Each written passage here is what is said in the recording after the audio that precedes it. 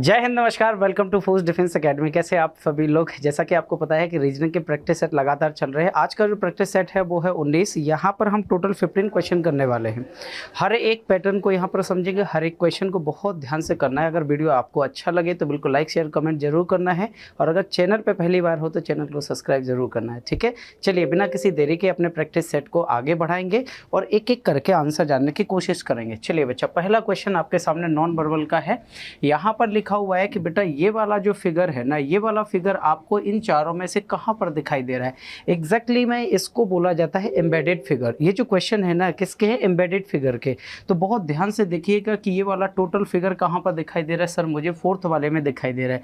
देखो ये वाला अगर मुझे ड्रॉ करना हो तो मैं ऐसे ड्रॉ करूँगा। बोलो हाँ जी सर। फिर आपको ये वाली लाइन चाहिए तो ये वाली लाइन ये मिल गई। फिर आप इस तरीके से नीचे की तरफ आओगे तो मुझे ये वाली लाइन, यानी कि जो परफेक्ट इमेज है वो कहाँ पर दिखाई दे रही है? सर ऑप्शन नंबर डी में। एकदम प्रॉपर जो डायग्राम है ना वो डी में दिखाई दे रहा है। अच्छा, बहुत सारे लोगों को ना ये लग रहा होगा कि सर इसमें भी तो पॉसिबल है। ऐसा कहाँ पर पॉसिबल है देख लेते हैं। सर यहाँ से यहाँ तक तो पॉसिबल था, बट ये वाली लाइन ना कंप्लीट थोड़ा सा और बड़ी चाहिए थी। चलिए अगला क्वेश्चन देखो क्या लिखा है। Select the related word slash letter slash numbers from the given alternatives. देखो एग्जैक्टली में जहाँ पर आपको ये रेशियो लगा हुआ मिल जाए ना, इसको बोला जाता है कि ये एनालॉजिकल सीरीज है। एनालॉजिकल सीरीज है। फर्स्ट वाले लेटर का रिलेशन फर्स्ट वाले से आप क्या किया करो, डिफाइन करने की कोशिश किया करो। जैसे अगर मैं बोलूँ बेटा कि H का अपोजिट देखो S होता है, A का अपोजिट Z होता है, N का अपोजिट M होता है और D का अपोजिट W होता है। यानी कि फर्स्ट वाले लेटर का रिलेशन फर्स्ट वाले के साथ या तो प्लस होगा या माइनस हो गया, अपोजिट होगा, यही रिलेशन बना सकता है। चलिए इधर देखते हैं। M का अपोजिट क्या होता है बच्चा? N होता है। तो डेफिनेटली N से आंसर स्टार्ट होगा, जो बिल्कुल यहाँ पर ख़त्म है।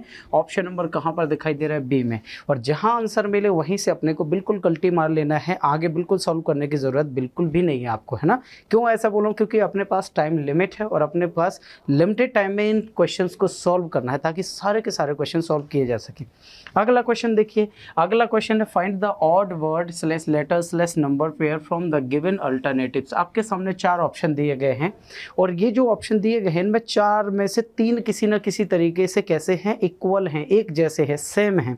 आपका एक अलग है, वो ध्यान से देखो।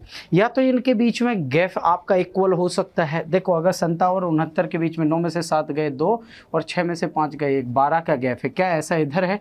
9 में से 7 गए बेटा इधर 3 और 5 में से 4 गए इधर 13 का गैप है। 4 में से 1 गया बेटा इधर बचेंगे 3 और इधर 8 में से 7 गए बचेंगे 1, इधर भी 13 का गैप है। इधर देखो सर 103 में इधर देखो तो इधर 12 का गैप है। मतलब ये पॉसिबिलिटी तो नहीं बन रही, क्योंकि 2 में 13 का 2 में 12 का, मतलब ये तो ऐसा तो हो नहीं सकता। 3 में एक जैसी प्रॉपर्टी होना चाहिए। चलिए चेक करें। सर 7 और 5 कितने होते हैं? 12। 9 6 कितने होते हैं? 15। 12 और 15 के बीच का डिफरेंस कितने हैं? 3 का। Very good. 7 और 4 कितना होता है? 11 और 9 5 कितना होता है? 14। 11 और 14 के बीच में डिफरेंस कितना है बेटा? 3 का। ये भी सही है। 7 और 1 कितना होता है? 8। 8 और 4 कितना होता है? 12। 8 और 12 के बीच में डिफरेंस कितने का है बेटा? 4 का। अच्छा इधर देखो 9 और 1 होता है 10। 10 और 3 होता है बेटा 13। तो इनके बीच में 3, बाकी सभी में 3 का डिफरेंस है। ऑप्शन नंबर सी वाले में 4 का डिफरेंस है। यही तो आपको यहाँ पर पकड़ना है। रीजनिंग इसी को बोला जाता है कि भाई आप कितना अच्छा कैलकुलेशन कर सकते हो इन सब चीज़ों में। एग्जैक्टली। चलिए अगला क्वेश्चन देखिए क्या लिखा हुआ है। Showing a man on stage Rita said he is the brother of the daughter of the wife of my husband's. How is the man on stage related to Rita? बहुत ध्यान से देखो। मंच पर एक आदमी को दिखाते हुए रीता ने कहा कि वह जो आदमी है ना, वह जो आदमी है, मतलब आदमी की तरफ इशारा भी किया और आदमी के बारे में बात कर रहे हैं। मेरे पति मतलब रीता के, तो ये हो गई रीता। और रीता को मैं हमेशा किससे डिनोट करूंगा साहब? सर्कल से, क्योंकि फीमेल को सर्कल से डिनोट करते हैं। मेरे पति, तो भैया इसके पति ये होंगे। मेरे पति की पत्नी मतलब पति की पत्नी, रीता खुद के बारे में बात करें। की बेटी, तो इनकी बेटी कौन हो गई? ये हो गई। का भाई है, इसका भाई है, मतलब भाई कहाँ बनेंगे? बगल में। देखो रीता ने इस आदमी की ओर देखते हुए बोला कि ये जो आदमी है ना वो मेरे पति की पत्नी की बेटी का भाई है। तो ये बताओ ये वो आदमी था, तो ये आदमी रीता से किस प्रकार रिलेटेड है? ये उसकी बेटी, ये उसका बेटा हो जाएगा। तो बेटा हो जाएगा डेफिनेटली। ऑप्शन नंबर कौन सा हो जाएगा? ए हो जाएगा। एकदम शानदार क्वेश्चन था, जबरदस्त क्वेश्चन था। पेशेंस के साथ तो आपको सॉल्व करना है। अगला क्वेश्चन देखिए ध्यान से, आपका नॉन वर्बल का सीरीज का क्वेश्चन है। अच्छा, इन क्वेश्चंस को सॉल्व करने के लिए पहले और सेकंड वाले में देखो, पहले वाले में ये कहाँ पर था बेटा, देखो बराबर सबसे ऊपर था, दूसरे वाले में दूसरे नंबर पे, फिर तीसरे नंबर पे, फिर चौथे नंबर पे। मतलब हुआ क्या है, इस तरीके से लेटर्स आगे की तरफ खिसक रहे हैं। तो मैं इसमें क्या करूँगा सर, ये प्लस पहले नंबर पे है तो प्लस दूसरे नंबर पे आएगा। सर इधर है, इधर है, इधर है, इधर है, इधर नहीं है, ख़त्म करो। सर ये जो दूसरे नंबर पे है तीसरे नंबर पे आ जाएगा, नीचे एरो। सर इधर है, इधर है, इधर नहीं है, ख़त्म करो, इधर नहीं है, ख़त्म करो। अब ध्यान से सुनना बेटा, ये जो स्क्वायर है ये नीचे आ जाएगा, तो सर स्क्वायर इधर है, इधर है, स्क्वायर इधर है बेटा। ऑप्शन नंबर फिफ्थ क्या हो जाएगा, गलत। ऑप्शन नंबर फिफ्थ क्या हो जाएगा, गलत हो जाएगा। इस तरीके से नीचे की तरफ सीरीज बनते गए हैं, अल्टरनेट है ना।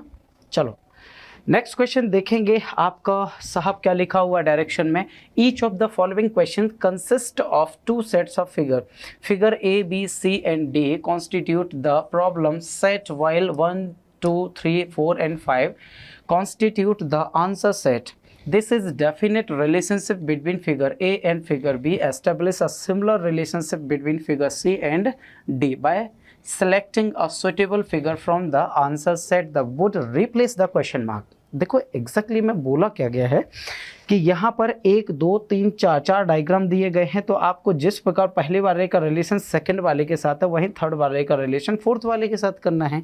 और यहाँ पर कौन सा डायग्राम आएगा, इन पांचों में से आपको कहीं ना कहीं ढूंढना पड़ेगा। तो पहले तो ये देखो सर ये कौन सा है, सबसे पहले ये ध्यान रखिएगा कि बेटा ये पेंटागन है, ये पेंटागन है, और अंदर की तरफ गया तो ये क्लॉकवाइज टर्न हो गया। कैसा हो गया, क्लॉकवाइज। कितना डिग्री, 90।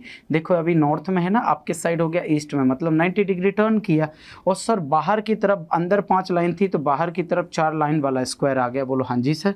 सर अगर मैं इसको करूं, ये वाला किनारा नॉर्थ में है तो आपकी बार इस साइड आ जाएगा, मतलब एज इट इज़ ही डायग्राम रहेगा। और सर अंदर 4 लाइन है तो बाहर 3 लाइन, तो बाहर 3 लाइन वाला सर ये, और अंदर बिल्कुल as it is. Option number कौन सा दिखेगा मुझे, ऑप्शन नंबर ए वाला, परफेक्ट है। अगला क्वेश्चन देखो जरा, अगला क्वेश्चन में है सर ये एग्जैक्टली मैंने क्लासिफिकेशन का क्वेश्चन है। आपको कैसे पता चला सर, मुझे ऐसे पता चला कि 5 फिगर हैं, 5 में से भाई साहब 3 एक जैसे, 4 एक जैसे होंगे, एक अलग होगा। देख लो, पढ़ लो।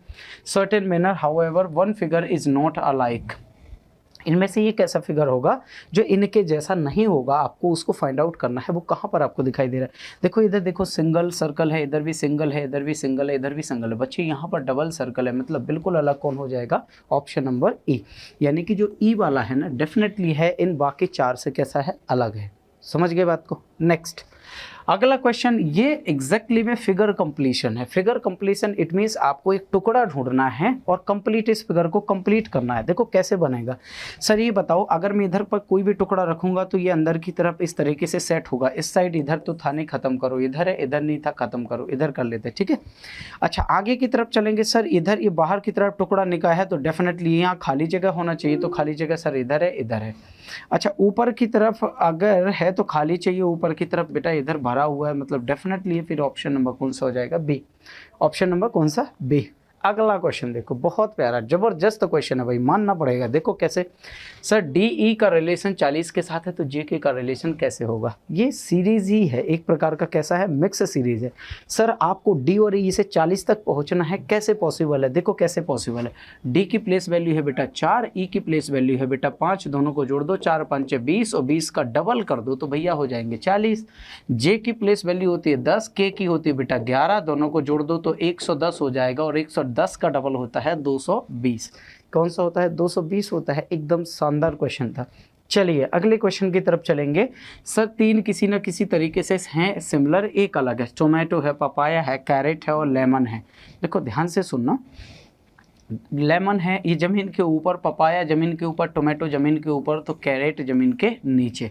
या तो आप ऐसे याद रख सकते हो या रूट के हिसाब से याद रख सकते हो, ठीक है ना बेटा। चलते हैं अगला क्वेश्चन, और तो नहीं है, नहीं नहीं नहीं नहीं नहीं, नहीं। हाँ ठीक है, हाँ अगर सब्जी के आधार पर तो बेटा इसको सब्जी में थोड़ी काउंट करते, चलो कोई दिक्कत नहीं। ओ शिट, ये इसका हिंदी बिल्कुल नहीं आपको पढ़ना है ना। ये आपके सामने कुछ लेटर्स के वर्ड लिखे हैं, इनको डिक्शनरी के अकॉर्डिंग आपको अरेंज करना है ना। डिक्शनरी में जो पहले आएगा उसको पहले रखो, जो दूसरे नंबर पे आएगा वो दूसरे नंबर पे रखो। देखिए समस्या पता है क्या है, समस्या ये है बाबू कि इसको हम ना ऑप्शन से एलिमिनेट करेंगे। किससे, ऑप्शन से। चलो भाई, ऑप्शन या तो 2 से स्टार्ट हो रहा है या 3 से, तो 2 और 3 में से जो पहले आएगा आंसर उससे होगा। ई एक्स।